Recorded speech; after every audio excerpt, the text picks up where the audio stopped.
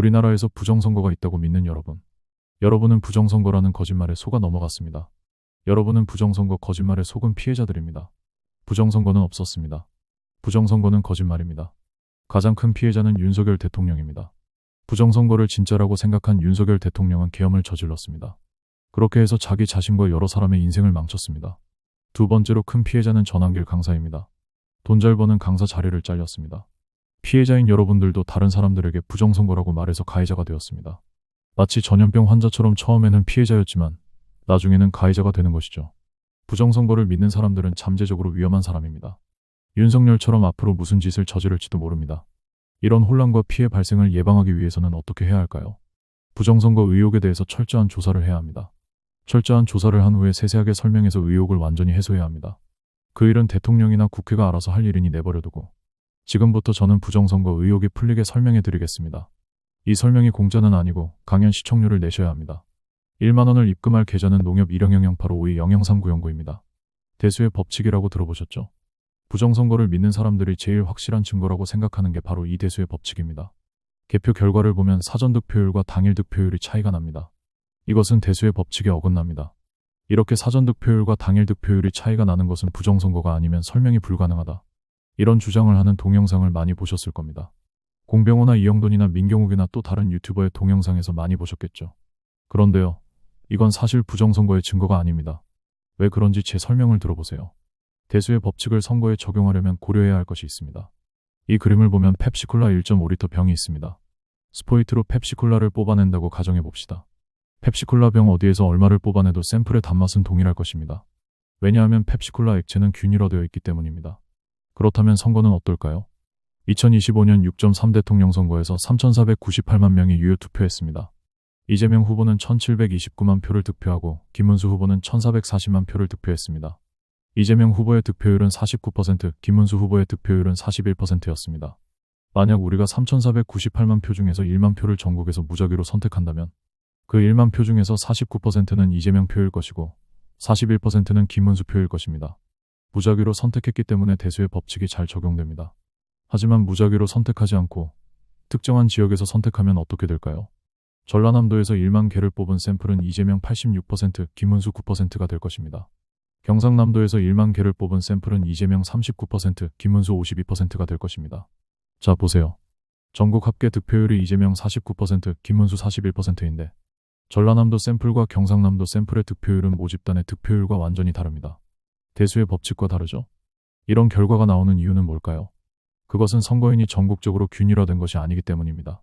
어떤 지역에는 민주당 지지자가 더 많이 살고 다른 어떤 지역에는 국힘당 지지자가 더 많이 살고 있습니다. 그래서 지역이라는 기준으로 선택하여 샘플을 만들면 편향성이 생깁니다. 샘플의 비율이 모집단의 비율과 일치하지 않게 됩니다. 다시 정리해봅시다. 모집단에서 무작위로 선택하여 샘플을 만들면 대수의 법칙이 적용됩니다. 모집단에서 무작위로 선택하지 않고 샘플을 만들면 대수의 법칙이 적용되지 않습니다. 여러분은 그래도 납득이 안 될 수도 있습니다. 그래서 한 가지 사례를 가지고 설명해 드리겠습니다. 이것은 실제 데이터는 아니고 가상의 데이터입니다. 한국의 남자 고등학생 50만 명과 여자 고등학생 50만 명의 키를 검사한 데이터가 있습니다. 남자 고등학생의 평균 키는 175cm입니다. 여자 고등학생의 평균 키는 165cm입니다. 그리고 남녀 고등학생의 평균 키는 170cm입니다. 그래프를 그리면 이런 모양이 됩니다. 100만 명의 남녀 고등학생은 모집단이고 평균 키는 170cm가 됩니다. 우리가 만약 이 모집단에서 1만 명의 남녀 고등학생을 무작위로 선택하면 이 샘플의 평균 키는 170cm가 될 것입니다. 모집단과 같은 평균 키가 됩니다. 하지만 우리가 남자 고등학생 중에서 1만 명을 선택하면 이 샘플의 평균 키는 175cm가 될 것입니다. 우리가 여자 고등학생 중에서 1만 명을 선택하면 이 샘플의 평균 키는 165cm가 될 것입니다. 남자 샘플과 여자 샘플과 모집단의 평균 키는 서로 다릅니다. 이 가상의 예를 통해서 우리는 모집단의 비율과 샘플의 비율이 일치할 수도 있고 서로 다를 수도 있다는 것을 다시 한번 확인했습니다. 모집단에서 무작위로 뽑아서 샘플을 만들면 비율이 일치할 것이고 모집단에서 무작위가 아니게 뽑아서 샘플을 만들면 비율이 불일치할 것입니다. 2020년 4월 15일 국회의원 총선이 있었습니다. 당일 투표함을 모두 개표한 다음에 사전 투표함을 개표했습니다. 그랬더니 40개 선거구에서 역전 현상이 발생했습니다. 인천광역시 연수구을 선거구에서 출마한 민경욱 후보도 당일 투표에서 이기고 있다가 사전 투표에서 져서 낙선했습니다. 이 역전 현상 때문에 부정선거 의혹이 제기되었습니다. 시간이 지날수록 이상한 현상들이 추가로 발견되었습니다. 사전 득표율과 당일 득표율이 합계 득표율과 다른 현상도 이때 발견되었습니다. 14일 조선일보 사이트에는 다음과 같은 기사가 실렸습니다. 최보식이 만난 사람이라는 인터뷰 기사였습니다. 한국통계학 회장을 지낸 박성현 서울대 명예교수의 인터뷰였습니다. 이 기사에서 박성현 교수는 다음과 같이 말했습니다. 전체 유권자를 하나의 모 집단으로 볼 때 사전투표 그룹과 당일 투표 그룹은 무작위로 나뉘는 것이다.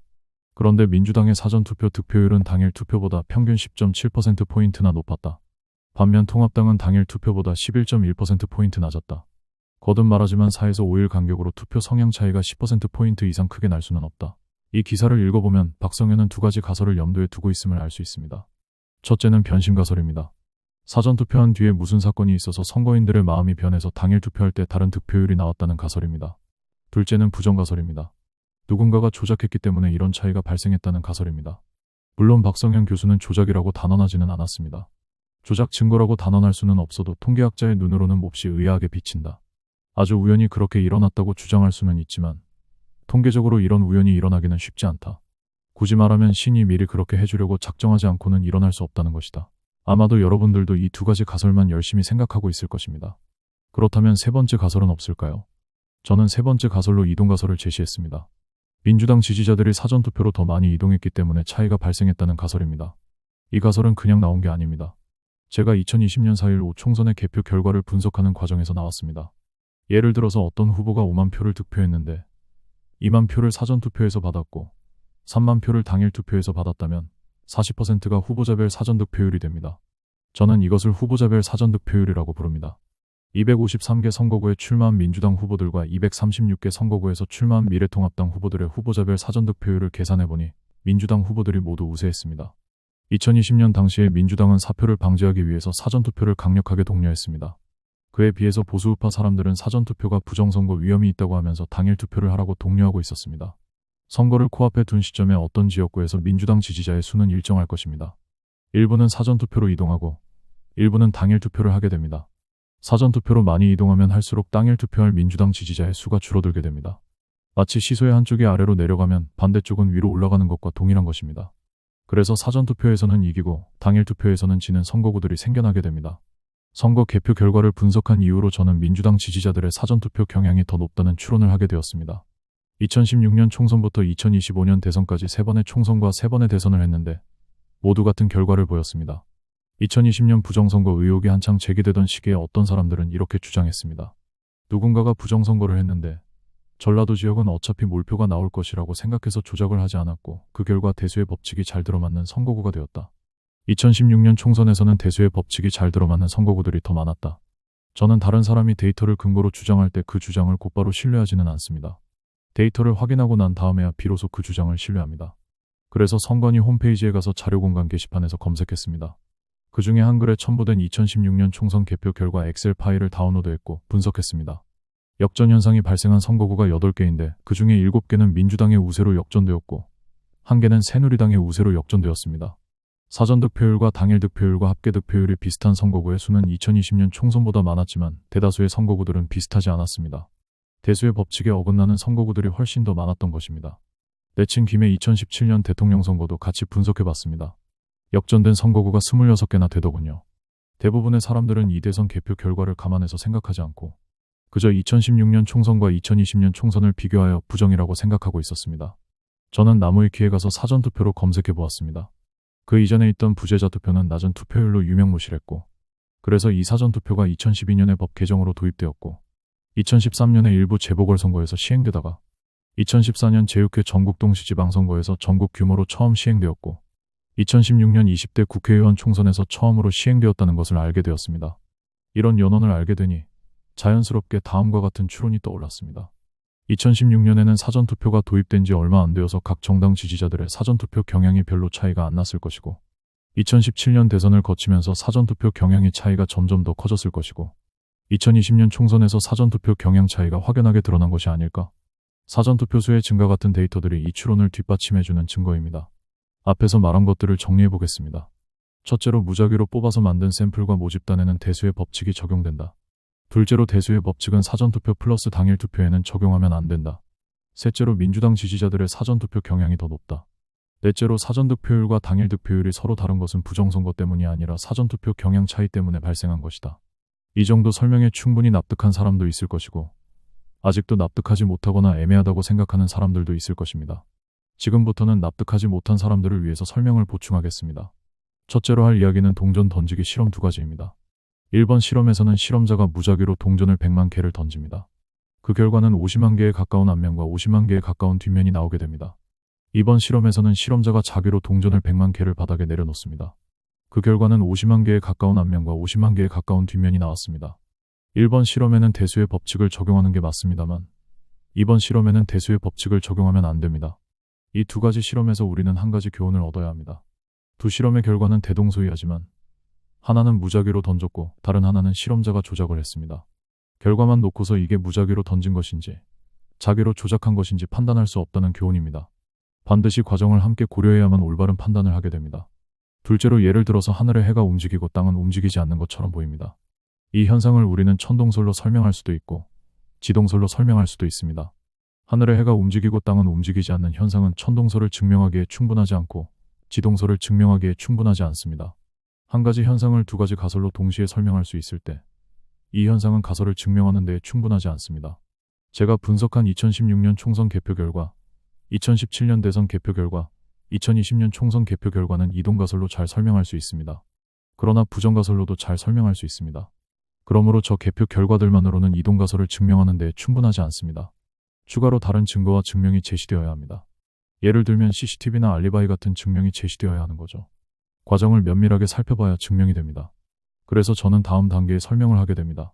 부정선거란 무엇일까요? 저는 부정선거를 투표수를 조작하는 선거라고 규정하겠습니다. 투표수를 조작하려면 어떻게 해야 할까요? 3가지 방법이 있습니다. 첫째는 가짜 선거인을 만들고 가짜 신분증으로 투표하는 방법입니다. 둘째는 투표용지를 바꿔치기 하거나 추가로 가짜 투표용지를 투입하는 방법입니다. 셋째는 개표할 때 득표수를 조작하는 방법입니다. 우리나라는 이 3가지 방법을 다 막아놨습니다. 부정선거 음모론자들은 기발한 상상력을 발휘합니다. 선관위 서버를 해킹하면 가짜 선거인 명부를 만들 수 있다. 4.15 총선은 부정선거였다. 그러니까 선관위 서버는 해킹되었을 것이다. 이걸 확인하려면 선관위 서버를 공개하면 된다. 선관위는 서버를 공개하지 않는다. 선관위가 서버를 공개하지 않는 것은 부정선거의 또 다른 증거이다. 선관위 사무총장이 국회의 청문회에서 증언하고 헌재의 재판에서 증언했는데요. 어느 쪽에서 했던 증언인지 정확한 워딩인지는 기억이 가물가물하네요. 선관위가 선거에서 사용하는 선거인 명부는 행정안전부가 만들고 관리하는 주민등록 시스템에서 데이터베이스를 빌려와서 그 중에서 선거인 명부를 만든다고 합니다. 그래서 선관위가 주민등록 데이터를 사용할 수는 있지만 아마도 데이터 자체를 삭제하거나 수정할 수는 없을 겁니다. 선관위는 평소에 망분리 상태에 있습니다. 외부에서 인터넷으로 접근해서 해킹할 방법이 막혀 있는 겁니다. 그러나 사전투표를 앞두고 2일 동안인가 내부망과 외부망이 연결된다고 합니다. 무엇하러 연결하는지는 알려진 것이 없어서 모르겠습니다. 비밀 조직이 선관위의 서버를 사전투표 기간에 해킹하고 가짜 선거인을 명부에 올렸다고 가정합시다. 이 가짜 선거인이 투표용지를 발급받으려면 가짜 신분증을 내밀어야 합니다. 심지어 투표사무원이 신분증의 사진과 본인의 얼굴을 대조합니다. 투표수를 조작하기 위해서 도대체 몇 명의 가짜 신분증을 만들고 몇 명의 가짜 선거인을 투입했다는 걸까요? 1만 명으로는 어림도 없을 것이고 100만 명을 투입했을까요? 이렇게 많이 투입하면 누군가는 자수하거나 실수로 털어놓는 사람이 있을 법한데요. 왜 한 번도 가짜 선거인이 들통나지 않았을까요? 걸리면 징역을 사는데 이 가짜 선거인들은 무슨 대가를 받았길래 이런 범죄를 저지른 걸까요? 이런저런 생각을 해보니 저는 첫째 부정선거 방법인 가짜 선거인을 만들고 가짜 신분증으로 투표수를 조작하는 방법은 불가능하다고 결론을 내립니다. 자, 여러분이 부정선거를 하는 범인이라고 한번 상상해 봅시다. 당신은 투표수를 조작하기 위해서 투표용지를 바꿔치기 하려고 마음을 먹었습니다. 먼저 도장을 찍은 투표용지들을 준비해야 합니다. 이 투표용지들은 선관위가 선거를 위해서 특별히 만든 재질과 규격입니다. 앱손 프린터로 찍어야 하니 프린터도 좀 사둬야겠네요. 투표용지 인쇄 프로그램도 어떻게든 빼내야 합니다. 모양이 다르면 바로 들통이 날 테니까요. 인쇄한 다음에 도장을 열심히 찍으세요. 당일 투표소에서 바꿔치기를 할 수는 없죠. 사람들이 다들 보고 있으니까 말이에요. 사전투표 투표소에서도 이 짓을 할 수는 없죠. 투표함을 지역선관위 사무실로 옮기는 동안에도 손을 쓸 수가 없습니다. 경찰차가 따라가고 투표를 감시하는 정당 참관인들이 동승합니다. 사전투표함이 보관된 사무실을 들어가려면 사람도 피해야 하고 지문인식 보안장치를 뚫어야 합니다. 대낮에는 이 짓을 시도할 수 없으니 야간이나 새벽에 이 짓을 해야 합니다. 그런데 CCTV가 이 사무실을 24시간 계속 촬영하고 있습니다. 무슨 수를 내서라도 CCTV를 잠시 먹통을 만들어야 하겠습니다. 무슨 수를 써서라도 이 사무실을 침입합니다. 텔레포트 능력이 있다면 직방입니다. 그런데 문제가 하나 생겼어요. 투표함마다 몇 장의 투표용지가 들어있는지 아무도 모릅니다. 어느 한 투표함에 가짜 투표용지를 대량으로 집어넣으면 개표할 때 투표용지 수가 맞지 않아서 바로 들통이 날 겁니다. 그러면 안 되잖아요. 또 QR코드나 바코드가 있어서 그 안에 번호가 틀려도 들통이 날 겁니다. 3만 명이 사전투표를 했다면 번호는 4만 번대가 나올 수 없습니다. 그래서 당신은 부득이하게 투표함을 통째로 바꿔치기 해야 합니다. 그 사무실에 쪼그려 앉아서 투표용지 숫자를 셀 수는 없는 노릇이니까요. 전체 사전투표 수에 맞춰서 당신이 원하는 후보의 당선을 위해서 표를 넣어야 합니다. 그렇다고 한 후보의 표만 많이 집어넣으면 그건 또 의심을 불러일으키게 될 겁니다. 비율을 적당히 조절해야 해요. 그런데 한 가지 어려움이 더 생겼습니다. 봉인지가 사전투표함에 딱 붙어 있는 겁니다. 이거 특수봉인지면 떼면 바로 흔적이 남을 텐데요. 무슨 수를 써서라도 흔적이 안 남도록 떼어내야 합니다. 그게 아니라면 당신이 봉인지의 모든 사인을 위조해서 쓰든지요. 보관 사무실이 2층에 있다면 당신의 침투는 더욱 어려워집니다. 덩치 큰 투표함들을 들고 오르락 내리락 해야 하잖아요. 다른 문제가 또 있겠네요. 관내 사전투표용지는 우편 봉투에 넣어져 있는데요. 이건 또 어떻게 준비하시려나? 살살 걱정이 됩니다. 몇천 장면 만장을 만들어야 하는데 이런 숨막히는 작업을 전국의 지역선관위 사무실에서 해야 합니다. 1월어 3일간 시간이 있습니다. 열심히 하세요. 이런 과정의 난이도를 생각해보면 투표함 바꿔치기, 투표용지 대량으로 투입하기는 불가능에 가깝습니다. 둘째, 부정선거 방법은 완전히 막혀 있습니다. 2020년 4일 총선이 끝나고 나서 부정선거 의혹이 제기되었고 그 레파토리 중에 하나가 투표지 분류기 전자개표기라고 부르는 사람도 있으므로 투표수가 조작되었다는 것입니다. 투표지 분류기의 본체 안에는 프로그램을 가동하는 노트북 컴퓨터가 들어있는데 개표소에 있는 누군가가 무선으로 노트북을 해킹하여 표를 잘못 세도록 한다는 주장이었습니다. 그래서 선관위는 이 투표지 분류기의 내부에 든 노트북을 공개하면서 이 노트북에는 무설렘 카드가 장착되어 있지 않아서 애당초 해킹이 불가능하다는 것을 설명했습니다. 더 웃기는 것은 투표지 분류기는 투표용지의 수를 세지 않는다는 것입니다. 분류만 하고 100장 단위가 되면 알려주는 기능을 할 뿐입니다. 그런데 부정선거 음모론자들은 개표지 분류기로 투표수를 조작한다고 믿습니다.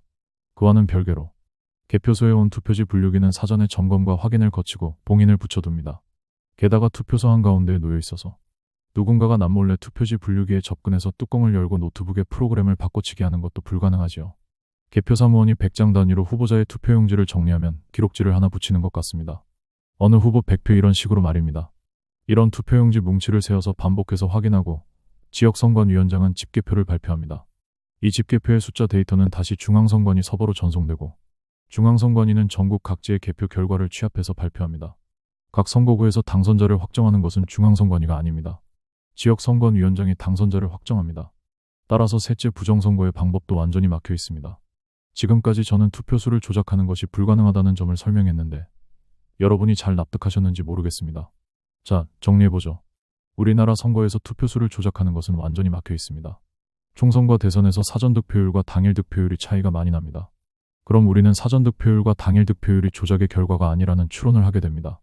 결국 부정가설은 배척되고 이동가설이 설득력을 얻게 됩니다.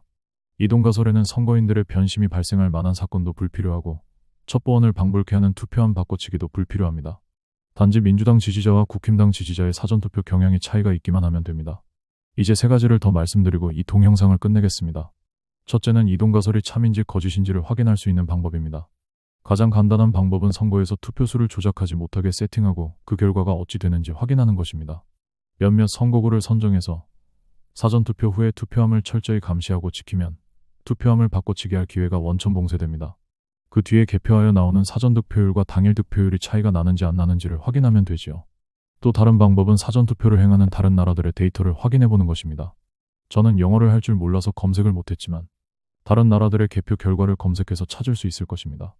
다른 나라들도 사전 득표율과 당일 득표율이 다르다면 우리나라의 경우도 동일할 것으로 추론할 수 있습니다. 둘째는 빳빳한 투표용지 의혹과 다른 의혹들에 대한 것입니다. 이런 의혹도 명쾌하게 설명해 드릴 수 있는데 다음에 올릴 동영상에서 설명하겠습니다. 셋째는 자기선택 표본이라는 용어입니다. 이 용어는 통계학 교재에 나온다고 합니다. 저는 통계학은커녕 수학도 모르는 문외한입니다. 어느 유튜브 동영상 댓글에서 너구리 BLS님이 이 용어로 댓글을 달았습니다. 이 용어 하나로 깔끔하게 설명을 하시더군요. 제가 그걸 퍼올 수가 없어서 안타깝습니다. 사전투표 당일 투표는 무작위 표본 랜덤 샘플이 아니라 자기선택 표본 self-selected 샘플에 가깝기 때문에 대수의 법칙을 적용하면 안 된다는 설명이었습니다. 이것으로 설명을 마칩니다.